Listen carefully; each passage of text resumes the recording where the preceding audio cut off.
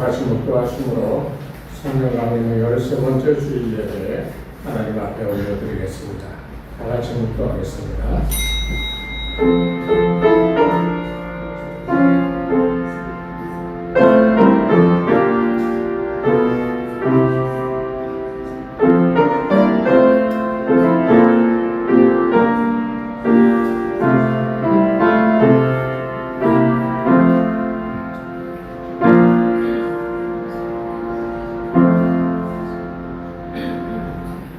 여호와를 경외하며 그의 길을 걷는 자마다 복이 있도다. 내가 내 손이 수고한 대로 먹을 것이라. 내가 복되고 형통하리로다. 아멘. 거룩하신 하나님 아버지, 한 주간도 저희를 보호하고 친히 인도하여 주시다가 오늘 거룩한 주일 주님 전에 나와 하나님의 존전에 엎드려 하나님의 영광을 경험하며 체험하며 감사하는 귀한 시간 주심을 감사드립니다.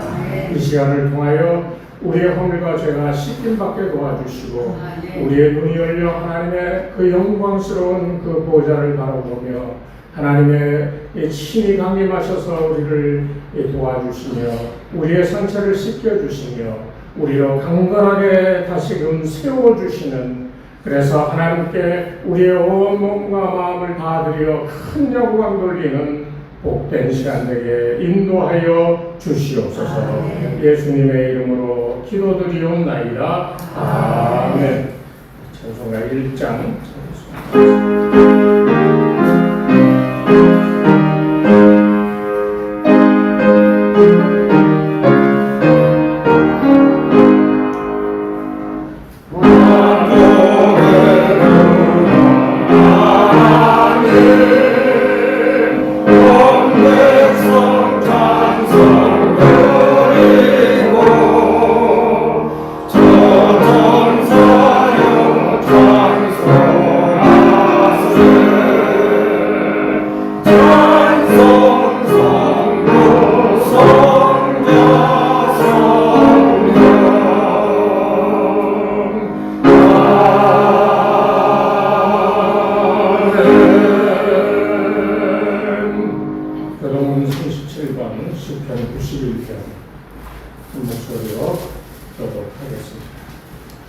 지존자의 은밀한 곳에 거주하며 전능자의 그 아래에 사는 자요, 나는 여호와를 향하여 말하기를 그는 나의 피난처요 나의 요새요 내가 의뢰하는 하나님이라 하리니 이는 그가 너를 새 사냥꾼의 얼굴에서와 심한 전염병에서 건지실 것이니라. 그가 너를 그의 빛으로 높으시리니 내가 그의 날개 아래 피하리로다. 그의 진짜는 광야가 손광야가 되시나니 천명이 내 왼쪽에서 만명이 내 오른쪽에서 엎드러지나 이 재앙이 내게 가까이 하지 못하리로다. 그가 너를 위하여 그의 천사들을 명령하사 내 모든 길에서 너를 지키게 하시니라. 하나님이 이르시되 그가 나를 사랑하여 내가 그를 건드리리라. 그가 내 이름을 안즉 내가 그를 높이리라. 아멘. 지난 한 주간 동안의 삶을 돌아보며 우리의 허물과 죄를 주께 고백하겠습니다. 내가 이르기를 내 허물을 여호와께 자복하리라 하고 주께 내 죄를 아뢰고 내 죄악을 숨기지 아니하였더니 또 주께서 내 죄악을 사하셨나이다. 허물의 사함을 받고 자신의 죄가 가려진 자는 복이 있도다. 아멘. 신앙 고백합니다. 나는 전능하신 아버지 하나님 천지의 창조주를 믿습니다. 나는 그의 유일하신 아들 우리 주 예수 그리스도를 믿습니다. 그는 성령으로 잉태되어 동정녀 마리아에게서 나시고 본디오 빌라도에게 고난을 받아 십자가에 못 박혀 죽으시고 장사된 지 사흘 만에 죽은 자 가운데서 다시 살아나셨으며 하늘에 오르시어 전능하신 아버지 하나님 내가 되시사 거기로부터 살아있는 자와 죽은 자를 심판하러 오십니다. 나는 성령을 믿으며 거룩한 공교회와 성도의 교제와 죄를 용서받는 것과 몸의 과회와 영생을 믿습니다. 아멘. 찬송가 288장 찬송하겠습니다.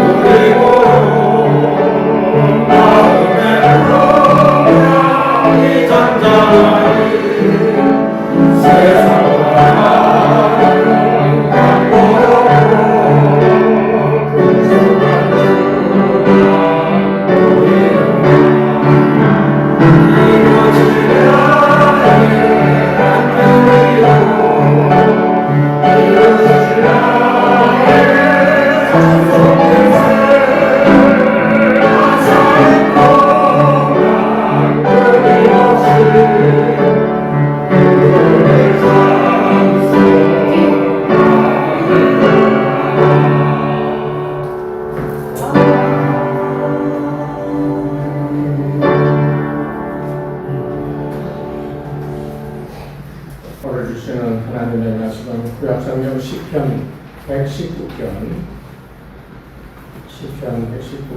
25절부터 32절까지 목소리로 함께 봉독하겠습니다. 내 영혼이 진토에 훑어싸우니 주의 말씀대로 나를 살아가게 하소서. 내가 나의 행위를 아뢰매 주께서 내게 응답하셨사오니 주의 이름을 내게 가르치소서. 나에게 주의 법도를 길을 깨닫게 하여 주소서. 그리하시면 내가 주의 기이한 일들을 자주세로 읊조리리이다. 나의 영혼이 눌림으로 말미암아 목사오니 주의 말씀대로 나를 세우소서. 거짓 행위를 내게서 떠나게 하시고 주의 법을 내게 은혜로 인도하소서. 내가 성실한 길을 택하고 주의 규례들을 내 앞에 뒀나이다.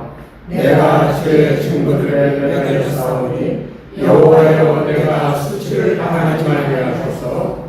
주께서 내 마음을 넓히시면 내가 주의 계명의 길로 달려가리이다. 아멘.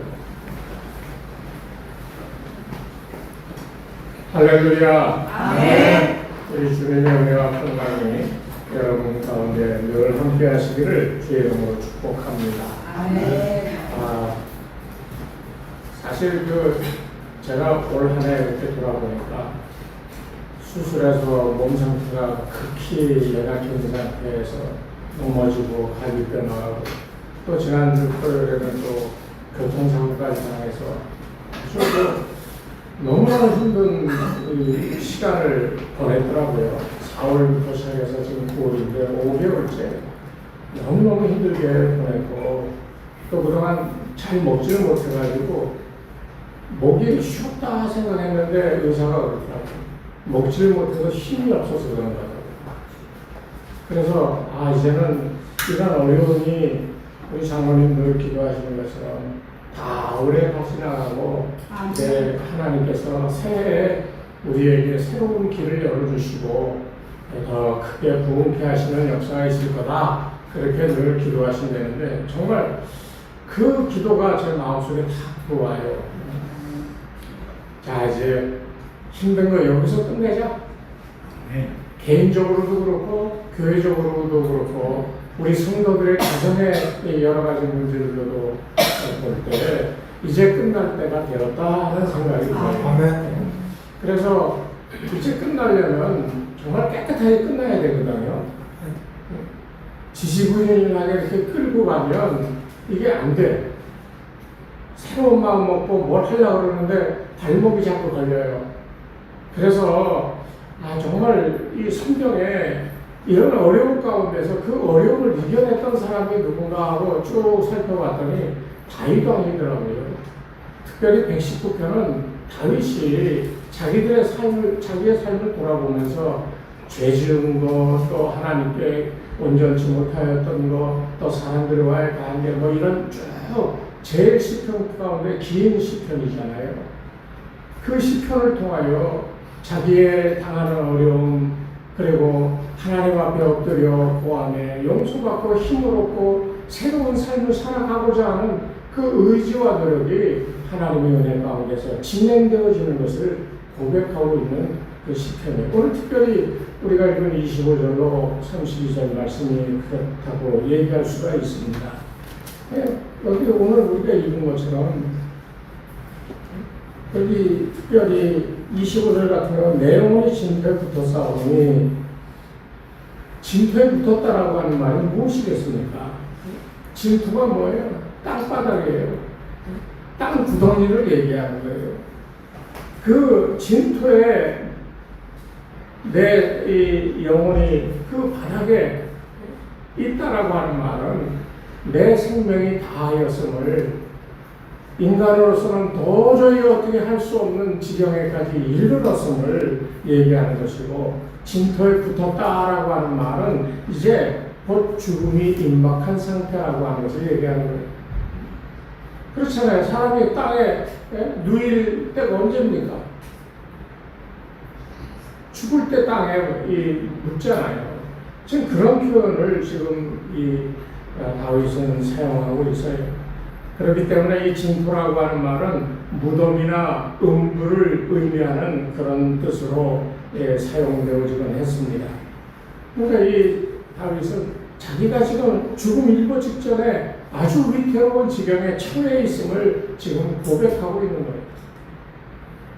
제가 이 시편 말씀 보면서 내가 정말 그렇다. 우리 교회가 정말 그렇다. 오늘 한국의 교회들이 정말 그렇다. 우리나라 국민들의 이 정신적인 어떤 수준이나 이런 것들이 사실 이런 상황에 놓였다라고 그렇게 보여지더라는 거죠. 그래서 여기 지금 이 성경에서 얘기하는 이 다윗의 이 고백의 핵심은 뭐냐? 나이든 상태입니다. 그러니 나를 좀 살려주세요. 소생케 해주세요. 소생이 뭐예요? 다시 살아나는 거예요.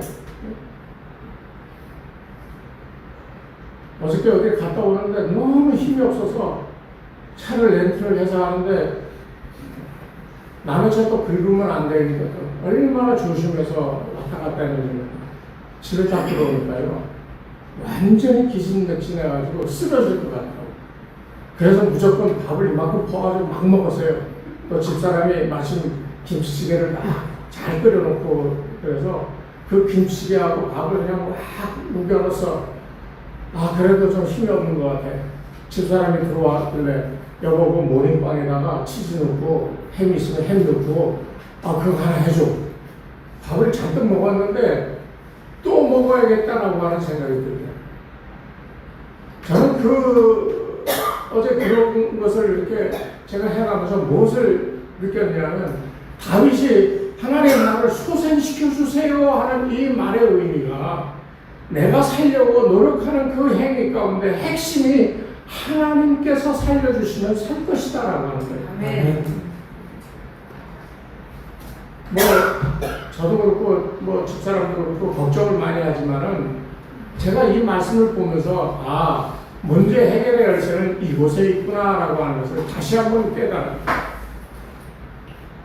여러분도 여러분 삶 속에 어떤 문제가 있고 고민이 있고 심각한 어떤 자기 내면의 문제 때문에 아니면 삶의 환경 때문에 고민하고 힘들어한다면 오늘 이 말씀을 기억하세요. 하나님, 내가 죽게 됐습니다. 땅바닥에 엎드려져 무덤에 들어갈 그런 생명의 이 위험을 느끼는 상황이 되었는데 하나님, 나를 소생시켜 주시옵소서. 아멘. 저는 이 말씀이 오늘 이 시대에 우리 대한민국을 비롯해 전 세계 또 많은 사람들, 예수 믿는 사람들 마음속에 반드시 이 말씀이 되살아나야 될 말씀이라고 생각이 되어집니다. 여러분, 도덕적으로 타락할 수 있어요. 또 윤리적으로나 삶으로 자기가 죄를 범할 수 있어. 실수할 수 있어. 그런데요, 정말 중요한 게 뭔지 아십니까? 내가 도덕적으로 윤리적으로 허물과 죄가 있어서 실수를 했어. 그런데 그것 갖고 공격하는 사단의 이 공격 가운데에서 내가 나를 지키기 위해서는 내 영혼이 하나님 앞에 내 영혼을 소생시켜 주소서 하는 이 같은 기도가 있어야 된다는 거예요. 아멘. 영혼이 살아야 되는 거예요. 아멘. 사람들은 자기 삶의 환경만 쳐다봅니다. 왜 나는 이런 삶을 살아야 되고 나는 이렇게 잘 믿는데 왜 이런 상황 속에서 고통당하고 그래야 되느냐라고 얘기할지 모르지만 여러분, 그것을 보기 시작하면요, 여러분의 영혼이 하나님을 바라볼 수가 없어요. 아니, 살면서 불평불만 없는 사람이 어디 있어요? 정말 싫은 일들을 겪으면서 그것 때문에 마음에 정말 갈등이 생길 때 얼마나 많아요. 부부지간에도 그래, 형제지간에도 그래, 친구들과의 관계도 그래. 어이구 하고 속을 터져서 가슴을 치면서 살아갈 때가 얼마나 많아요. 그때 생각하십시오. 나를 힘들게 하고 오늘 다윗의 고백은 지금 다 죽게 된 상황이에요. 주변이 그렇게, 환경이 그래, 자기의 심정이 그래, 육신으로도 그 영혼도 쇠잔하여서 도무지 일어설 수 없는 그런 지경에 다다랐을 그 다윗의 고백이 주의 말씀대로 나를 살아나게 하소서. 여기 내 영혼이 진토에 붙었다라고 하는 말은요, 육신이 진토에 붙은 것보다 더 심각함을 얘기해 주는 거예요. 아무리 생각해도 소망이 없어요. 하나님을 믿고 따랐던 다윗이지만 자기가 당하는 이 삶의 어려움 가운데에서 내가 어떻게 해야 내가 살아날까라고 아무리 악을 쓰고 머리를 굴려가며 이렇게 저렇게 처신을 했지만 살아날 방법이 없어요. 그런데 여러분, 그거 아셔야 됩니다. 아무리 힘을 써도요, 육신적으로 삶의 환경을 정복하고 이겨낼 수 있는 길이 안 보여. 왜 그런 줄 아십니까? 땅만 쳐다봐서 그런 거예요.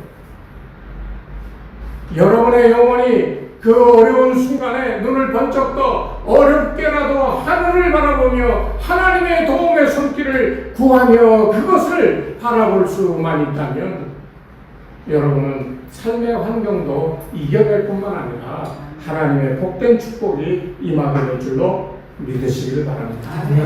여기에 이 다윗이 참 잘하고 있는 것 가운데 하나가 26절에 내가 나의 행위를 아뢰매 그랬습니다. 다윗이 하나님 앞에 다 죽게 됐습니다. 주의 말씀으로 나를 살아나게 좀 해주세요.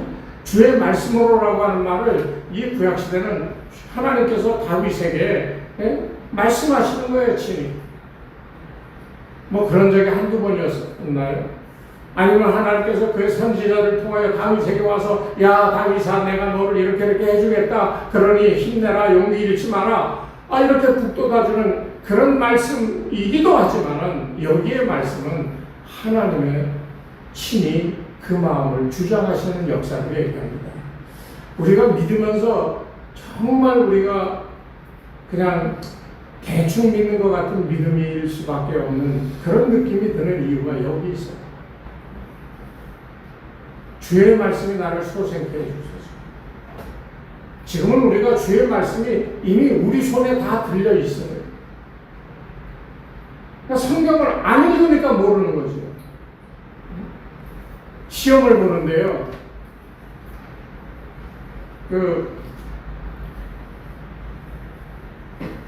한국에서도 그러는지 모르지만 미국에는 시험 보기 전에 교수가 어디에 이런 거 나온다 다 이렇게 다 가르쳐줘.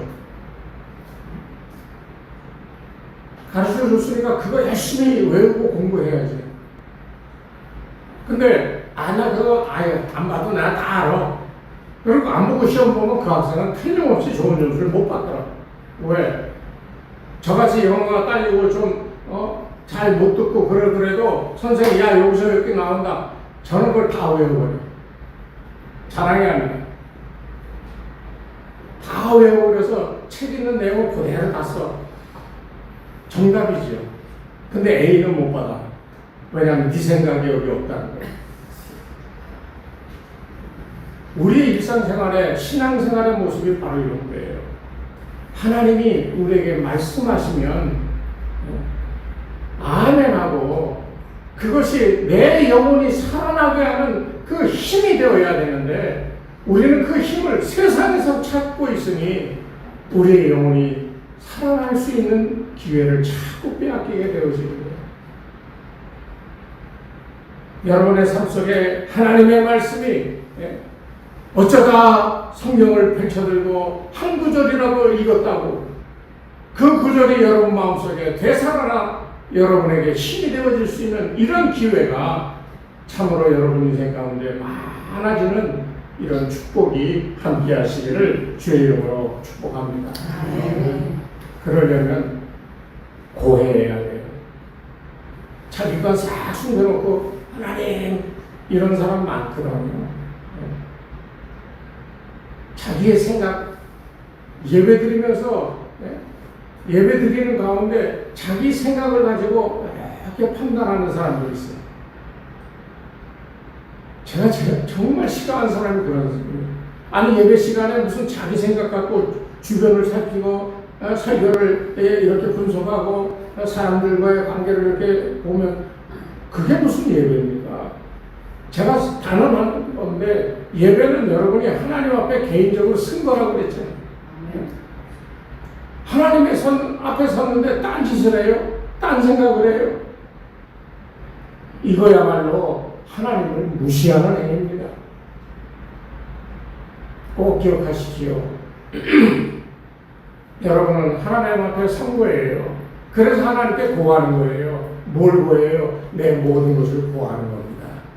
이게 경험되어지지 않으니까 사람이 자꾸만 가면을 쓰는 거예요. 사람들에게 나는 신실한 성도고 믿음으로 살아가는 사람인 것 같이 자꾸만 뒤집어서 여러분 그런 가면을 하나님 앞에 다 구하고 벗겨 하나님 앞에 내어놔야 돼요. 그리고 자기의 추레한 모습, 추악하고 그런 그 실제 모습 그대로 하나님께 고할 줄 아는 사람이 복된 줄로 믿으시기 바랍니다. 그래서 26절에 그것을 얘기하는 거예요. 아뢰더니 응답하여 주소서. 우리가 부부간에도 이 소통이 없으면 정말 힘들잖아요.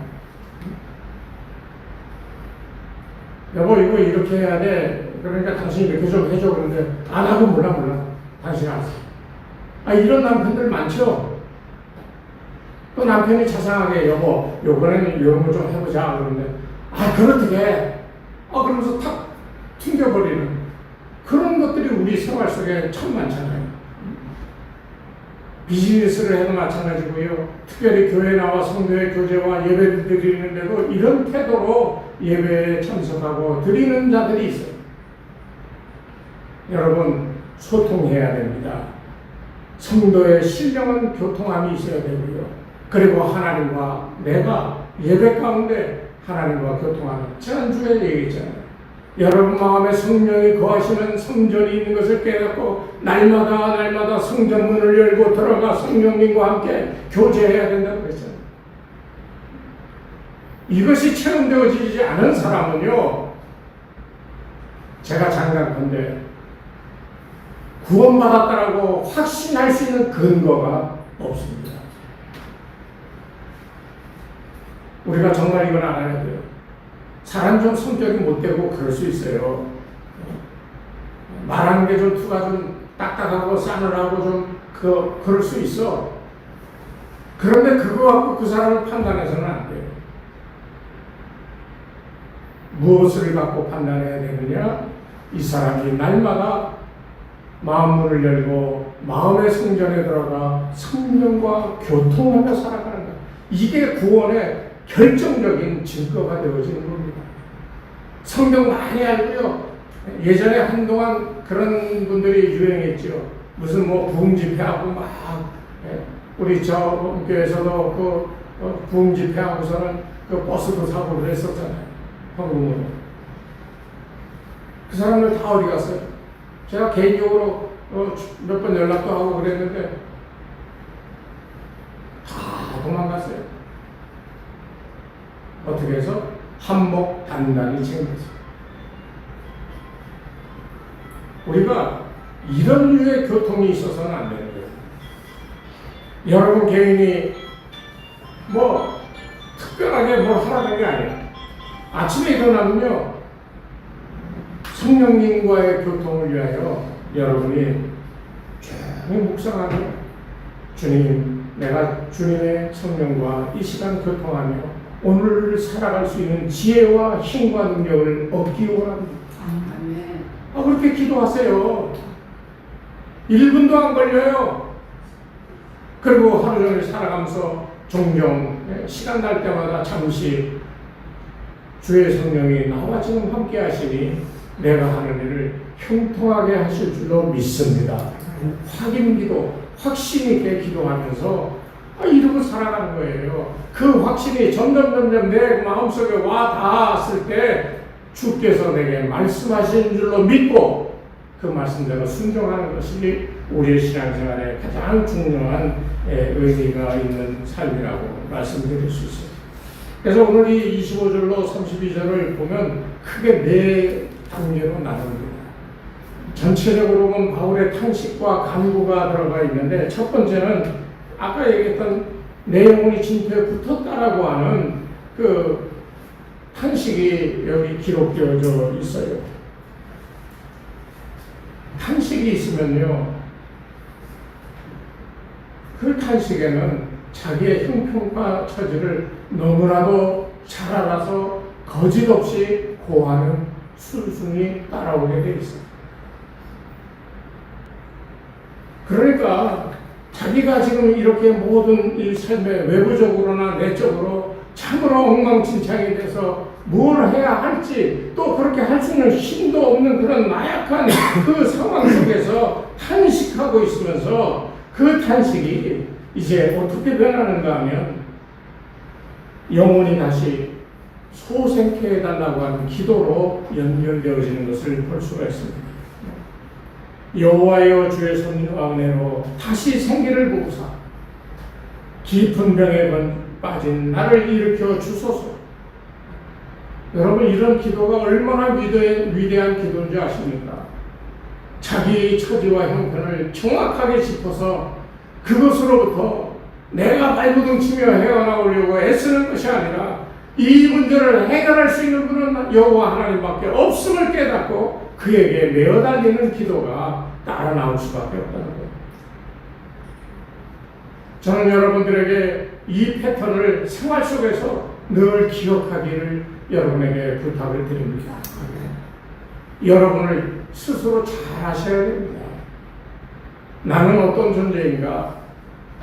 나는 사람들 앞에, 하나님 앞에 어떤 모습인가? 사람을 어떻게 대하고 하나님을 어떻게 대하고 있는가? 자기 자신에 대하여 먼저 들여다볼 줄 아는 이런 능력이 있어야 돼요. 그래야 부족한 게 뭔지 알고 그것을 하나님 도와달라고 얘기하죠. 그래야 하나님이 응답하는 역사가 일어나죠. 이게 신령한 영적인 교통인 거예요. 사업을 하는데 사업이 잘 안 돼. 그래서 이 사람 저 사람 찾아다니면서 부탁하고 뭐 어떻게 하고 마땅히 사람이 노력을 그렇게 해야죠. 그런데 그 전에 먼저 기도하십시오. 하나님, 내가 이런 어려움에 빠졌는데 내가 가만히 돌아보니 나는 재주도 없고 자본도 없고 아는 사람도 많지 않고 그 일을 하는 데 있어서 정말 온 힘을 다하지도 못했고 참으로 하나님 이런 부흥케 해달라고 기도하는 것 자체가 부끄럽사오나 주여 나를 부흥케 하여 주시옵소서. 그래야 하나님이 그래 네가 네 처지를 잘 아는구나, 너에게 필요한 건 이런 거야 하고 하나님이 소통하는 역사로 임하신다니까요. 다윗은 지금 그것을 경험하고 있는 거예요. 소생케 해달라고 기도하는 자기의 형편을 탄식하며 고하는 일과 그리고 소송케 해달라고 하는 이 같은 간구가 이 앞부분에 25절에 나와 있는 것을 봐요. 그러면서 26절, 27절에 가보면 이제 영혼이 소생케 해달라고 간절하게 기도하는데요. 여기에 기도에 자기의 입장이 어떠한지 하나님 앞에 나와 낱낱이 고하는 것을 봅니다. 고했다고 그랬잖아요. 이를 모두 인정하시고 앞으로 해야 될 모든 계획을 세우는 일에 함께해 주소서. 이게 다윗이 하나님께 고하는 그 기도의 핵심입니다. 앞으로 되어질 일들에 대하여 하나님께서 계획을 세우시는데 도와주시옵소서, 힘을 주시옵소서. 다시는 하나님을 떠나 범죄하지 않는 길로 갈 수 있도록 나를 지켜주시옵소서. 이게 지금 26절, 27절에 얘기하고 있는 이 다윗의 심정입니다. 하나님이 괜히 우리를 잘 삼으셨겠어요. 가만히 보면 오늘 현대 이 교회 그리스도인들은 하나님 아버지와 자녀된 우리의 관계를 잘 이해를 못하는 것. 60, 70년대에는 정말 막 산골짜기가 울려 퍼지듯이 그냥 와서 아버지 하면서 막 무릎 꿇고 매달리고 말이죠. 아버지 해주세요, 해주세요, 해주세요. 자기 있는 모습 적나라하게 다 드러내면 그랬더니 하나님이 다 복을 주셨잖아요. 그래서 이만큼 됐잖아요. 근데 오늘은 하나님 아버지에 대한 우리 자녀된 우리의 입장이 어떻습니까? 그냥 저기 멀리 계신 분 가끔가다 기도할 때는 하나님 이런 관계 아닌가요? 다윗은 지금 그것을 다시 한번 새롭게 나의 모든 삶의 계획을 친히 오셔서 도우셔서 그것을 세우시며 나에게 힘을 주어 행하게 하실 하나님 다윗을 인식하고 구하고 있는 것. 여러분의 삶에도 다윗과 같은 기도가 여러분들과 그 삶 속에 구체적으로 하나님의 계획이 나타나는 그런 은혜가 있기를 주의 이름으로 축원합니다. 그러면서 28절, 29절이 진실로 슬퍼하는 다윗의 모습을 보여줘요. 그냥 단순하게 하나님께 구하는 게 아니에요. 하나님 나 이래요 하고 얘기하는데 이 보니까 자기가 너무나도 지금 엉망이거든요. 여기 영혼이 녹습니다 그랬어요. 나의 영혼이 눌림으로 말하면 녹습니다. 영혼이 녹는다는 게 이게 보통 표현입니까? 사람이 뭐 부상을 당하거나 뭐 어떤 일 때문에 몸에 병이 생기고 육신이 연약해질 수는 있어. 그런데 영혼이 녹는다라고 하는 말을 여러분 어떻게 생각하세요? 진토에 내 생명이 붙었다라고 하는 것과 거의 비슷한 말인데요. 불붙은 초가요, 바람에 막 날리고 그래도 꺼지지 않고 끝까지 버티다가 초가 다 타서 훅 꺼지는 것 같은 그런 느낌이라는 거예요. 우리가 우리의 영혼이 그와 같은 모습이 되어진다라고 한다면 정말 다시 소생할 수 있는 방법이 없어요. 그래서 어떤 사람은 술을 의지하게 되고 약을 의지하게 되고 세상에서 그 영혼의 공허함과 피폐해진 것을 메꿔보려고 별짓을 다 해보는 거예요. 그런데 그게 메꿔지겠습니까? 다윗은 바로 그렇게 자기의 영혼이 녹아내릴 것 같은 자신의 이 어려움을 하나님께 지금 이 고백하고 호소하면서 여호와 하나님의 은총을 구하고 있는 거예요. 그러면서 여기 보면 30절에 내가 성실한 길을 택하고 주의 규례들을 내 앞에 두었나이다. 이게 무슨 말이냐면 주의 말씀대로 나를 강건하게 세워주소서 하는 말이거든요. 왜 이 말을 하고 있느냐 하면 다윗이 지금 이 말을 하는 그 내용 가운데서는 자기가 거짓말을 하고 거짓 행위를 했던 일들이 있었더라고요. 이게 다윗이 자기의 형편과 그 모든 것을 다 이렇게 내놓고 아뢰는 가운데 모든 그 하나님 앞에 범죄하였던 일들이 다 기억나는 거예요. 기억난다기보다는 하나님께서 그 죄를 깨닫게 하여 토해내게 하고 있는 겁니다.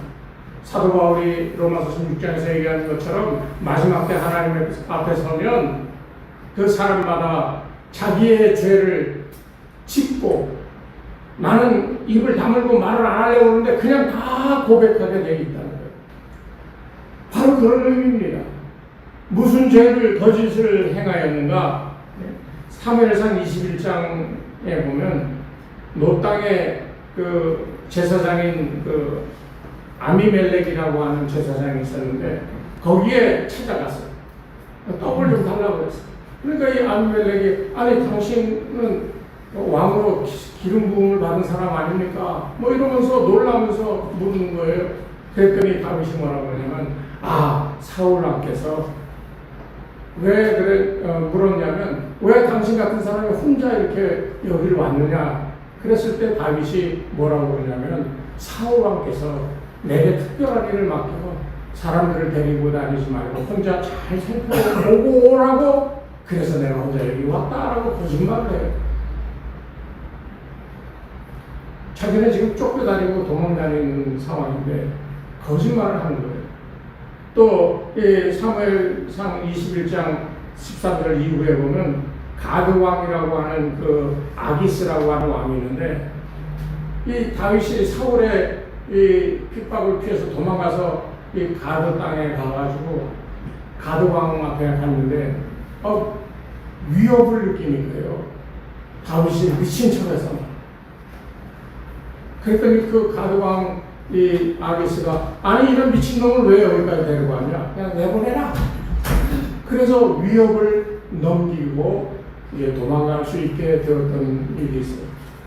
거짓말과 거짓행위로 자신이 당한 위기를 극복하는 그런 모습을 보여줬다는 거예요. 사람이 어떤 난국에 빠지면요 자기 방어기제가 발동되게 돼 있어요. 그것을 변명하게 돼 있어요. 그리고 내가 옳았다라고 증명하려고 애쓰게 돼 있어요. 그 가운데는 거짓말이라고 하는 게 동원이 되고요. 거짓행위가 나타나게 되어 있다는 겁니다.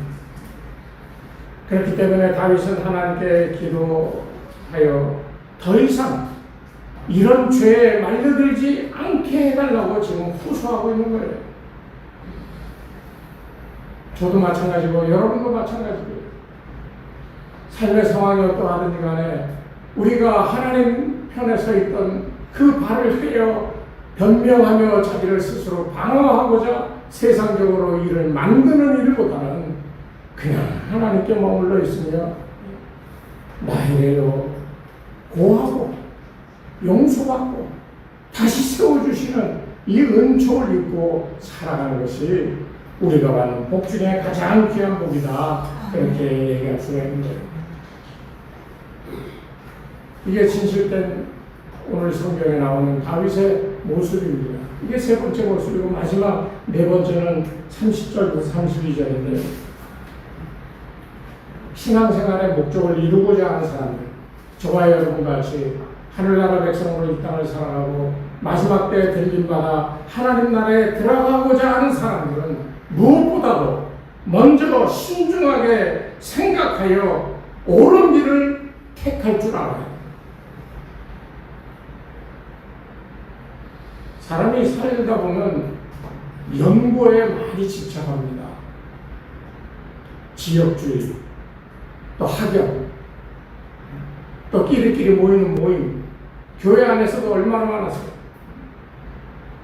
예전에 밥을 먹을 때 보면 저기 한 무더기 여기 한 무더기 이렇게 막 떨어 앉아가지고 서로를 손가락질하면서 쑥덕쑥덕거리고 이런 걸로부터 우리가 나와야 돼요. 내가 성실한 길을 택하고 그랬습니다. 내가 성실한 길을 택하고 주의 규례를 내 앞에 두었다. 주의 규례를 내 앞에 두었다라고 하는 이 말은 마치 글씨를 쓰는 것을 배우는 사람처럼 여호와의 율법을 앞에다 놓고 똑같이 옮겨 적으며 내용을 실천하며 틀에 맞는 물건을 만들어내는 공장과 같이 한치도 하나님의 말씀에 틀림없이 살아가겠다라고 하는 각오를 여기서 얘기합니다.